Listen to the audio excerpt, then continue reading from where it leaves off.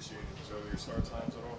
I do. I was talking to the guys like, I got to get my routine right because I'm very kind of routine orientated. So like, it's an adjustment, but I'm excited for it. Like it's nice to kind of get in here, get practice, kind of lock in you a little like half hour, 45-minute meeting with your coach, make some adjustments, and then go right to practice. So I like it.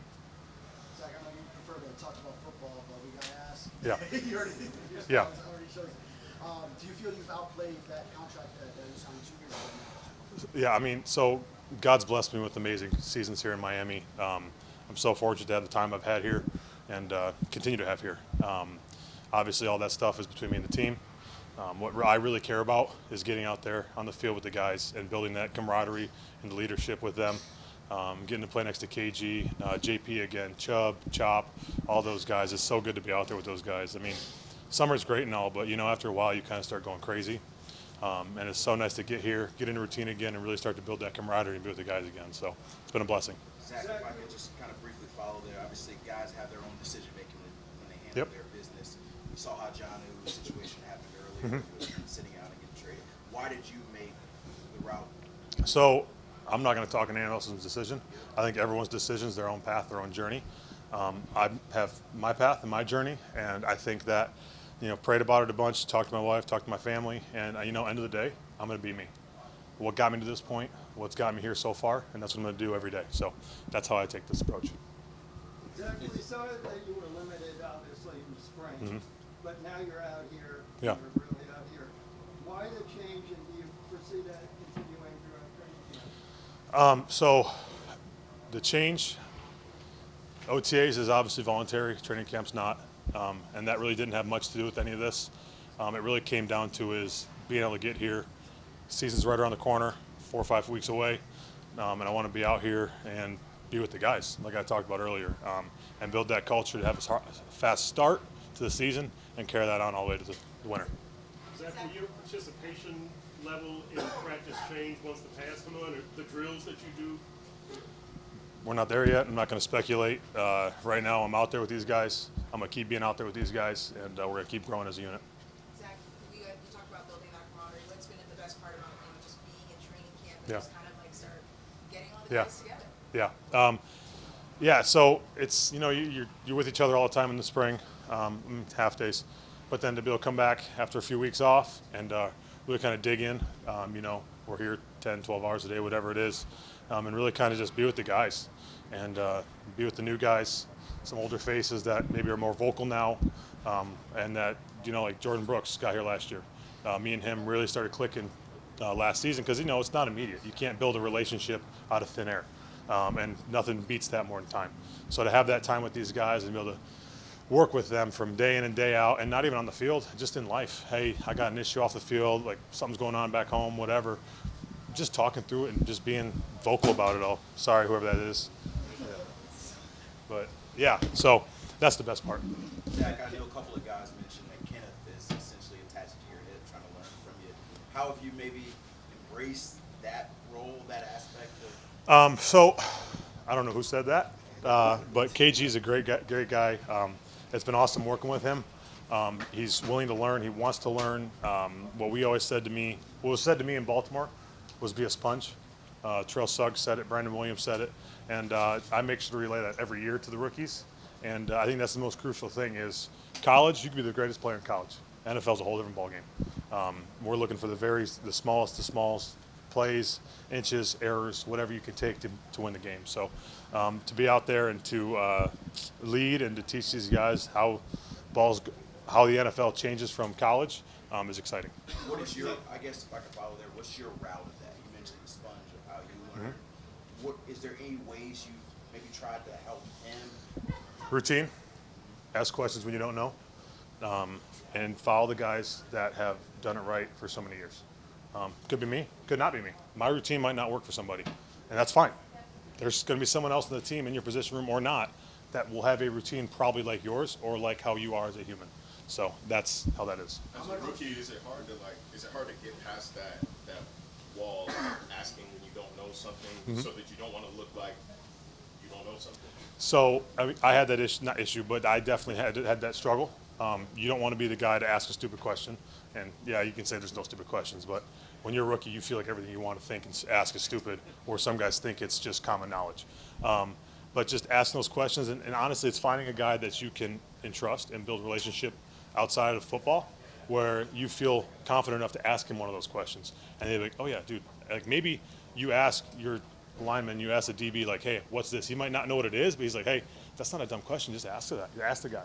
And pulling guys aside and doing that. It might not need to be in team meetings or D-line meetings, but just one-on-one, and you can get those answers. How much do you love to see Benito get that orange jersey today? Yeah. And what do you think he needed to earn that? Man, he's worked his tail off this summer. He looks great. He's actually have never sworn, so that was not coming. You can ask anybody. That's something my whole life I've never cussed.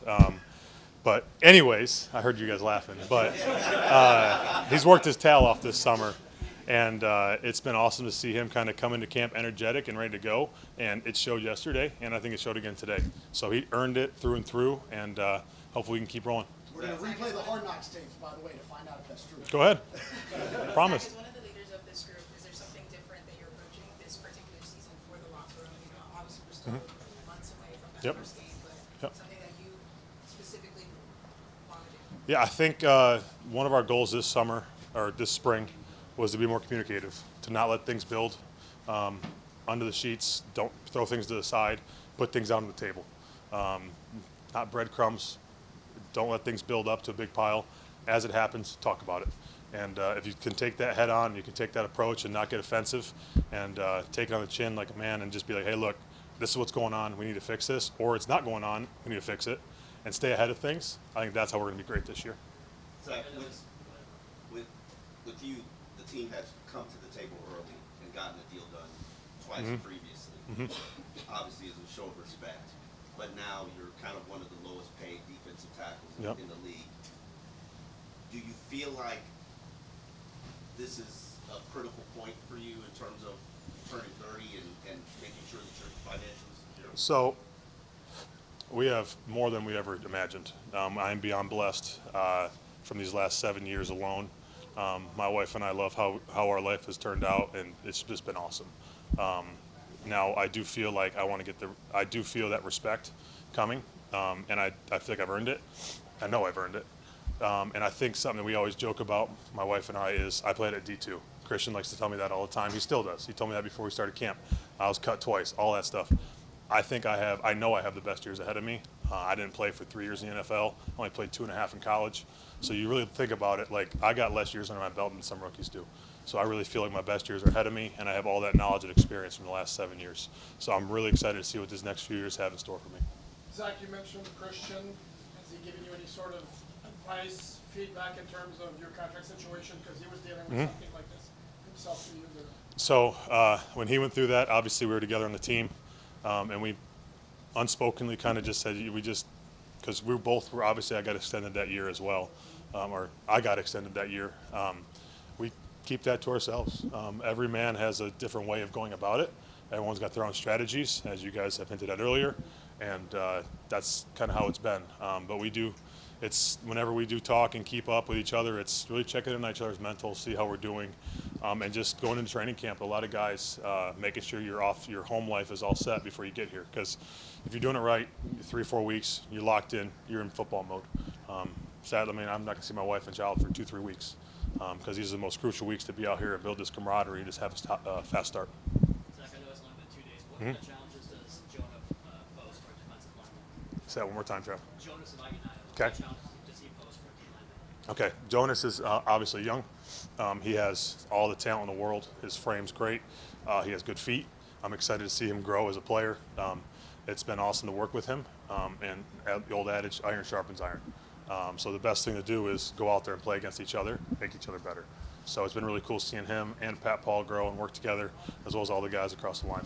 Zach, as far as individual recognition, how much would a Pro Bowl berth mean to you? We know you've had back-to-back 10-sack seasons. Is that a priority for you? I wouldn't say it's a priority. Priority for me is doing the best every year that I can be, and being the best person on and off the field. I'm excited to see what this year has in store. I think that all the word and all the talk is up, but at the end of the day, I haven't done anything this year, and I got to go out there and do it this year. Zach, you said you've never sworn. Yeah. So if we had a mic on you during Go ahead. the game, And you had I think you have. I mean, we've had mics on me multiple times. Well, if you're letting off steam, what's the worst that would come out of your mouth then? I don't even know. I mean, I just don't. I just never have. Ever since like little elementary school, everyone started swearing whatever. I'm like, I'm not going to do that, and just kind of stuck with me the rest of my life. I don't know. You got to check the tape. What sort of message do you think you're sending to the young guys by coming out and working every day despite the contract situation? Man, so again, everyone's their own human. They can handle things how they want. This is how I choose to handle it. But I hope the message that it puts out there is that end of the day, we're here to play football. Now, obviously, that stuff's very important. That stuff's very important to me. The respect and the money that my family gets and makes from this game, we give it all on the line every single day. And I'm going to continue to do that every day. But to be able to go out there and work despite everything, I think I'm trying to show that you can go out there and play your best ball and still work through stuff without having to compartmentalize things.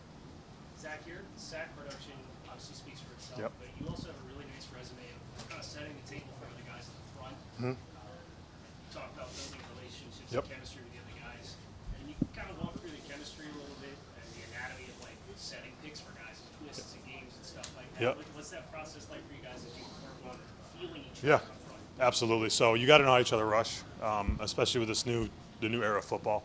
I don't know if you guys want to count how many stagnant quarterbacks there are. There's not a lot. So if you do a selfish rush, if you're rushing the edge, whatever, and you don't let somebody know, and they are doing the same, you can open up a massive void for someone to run down the hill and get a lot of yards on their legs, or open it up and then you put the back end in vulnerability. And at the end of the day, it's a team game. So what we do up front is going to affect the back end and vice versa. So if they try to jump a route and there's someone open behind them, there's issues. So being as a unit and knowing how to cover each other up and talk, and sometimes it's unspoken, but just building that trust and that camaraderie is the biggest thing up front for us.